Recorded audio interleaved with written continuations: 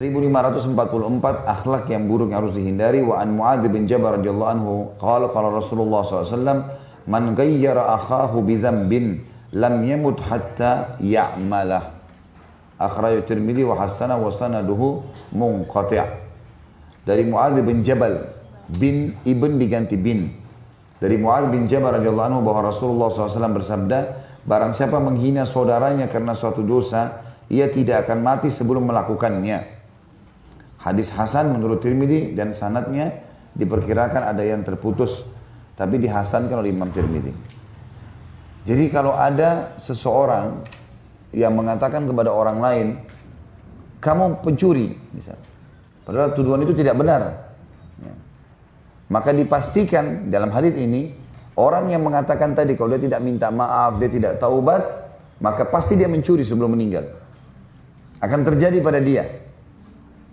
Akan terjadi pada dia. Dan ini sudah pernah saya jelaskan sebenarnya, ini masalah syamata. Masih ingat ya?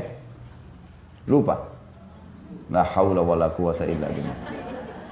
Syamata itu mendoakan, mengucapkan kalimat buruk pada orang lain. Yang pernah saya sampaikan, Umar bin Khattab bilang kalau seorang wanita hamil lewat depan saya, lalu saya bilang, perutnya besar ya, saya takut Allah membuat saya hamil. Karena ada maksud menghina.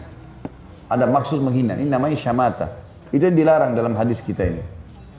Jadi tidak boleh. Sampai dalam Islam pun kita kalau berhadapan sama musuh di medan perang, kita nggak boleh syamata. Nggak boleh kita anggap remeh. Menganggap remeh nggak boleh. Sampai Nabi SAW berdoa, dan jauhkanlah aku ya Allah dari syamatatil a'da. Dari penganggap remehan terhadap musuh. Karena menganggap remeh mereka, dosa kita kepada Allah membuat mereka bisa menang. Jadi jangan pernah menganggap remeh orang lain, menjatuhkan orang lain. Kalau kita lagi naik mobil kita baru, di sebelah kita ada mobil tua, syaitan bisikin, tuh mobilnya orang buruk sekali ya, tua lah apa segala. A'udzubillahi minasyaitonirrajim. Kita ganti dengan kalimat yang baik. Kita mengatakan, ya Allah, mudahkan dia untuk mengganti mobil baru.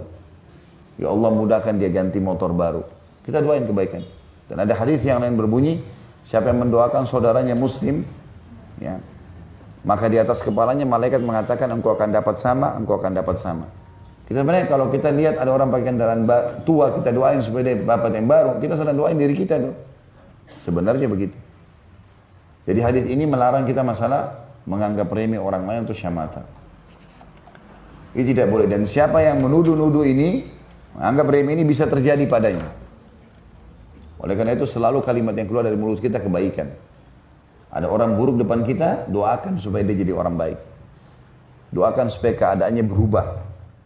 Supaya bisa lebih baik dari keadaan dia sekarang.